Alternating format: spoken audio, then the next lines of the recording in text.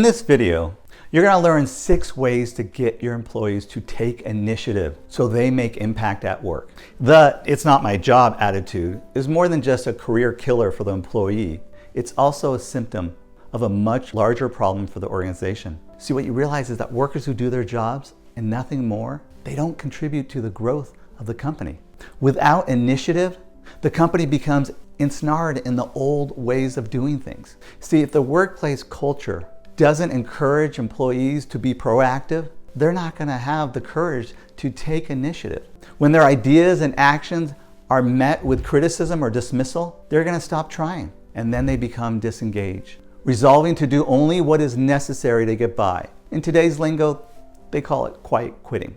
Getting by simply isn't good enough in today's fast-paced, highly competitive world. As a manager, you have the ability to foster a culture that encourages employees to take initiative rather than waiting for instructions to take on problems or capitalize on opportunities. You can create an environment where taking initiative is encouraged, appreciated, and rewarded. Now I'm going to go over the 6 steps to get your employees to take initiative. Number 1, tell them what you want and why. Tell your employees why it's important for them to take initiative. Explain how being proactive will benefit the company and themselves. When employees take initiative, the benefits can include improved customer satisfaction, cost savings, the introduction of new product ideas, and solving problems as they arise without the need to consult management. You also can be a role model. As a leader, you must demonstrate the calculated risk-taking behavior you want your team to emulate. Hold your fellow managers accountable and authorize your team to make decisions.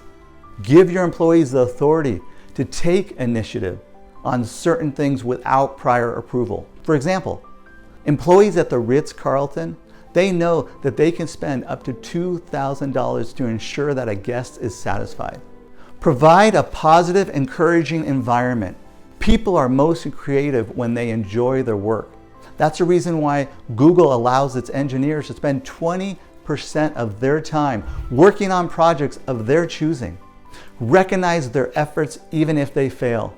Employees need to know there will not be any repercussions when they screw up, as long as their intentions were good. So recognize them for taking the risk, even though if it doesn't work out. What's this going to do? It's going to give them the courage to continue trying. And you have to reward their successes.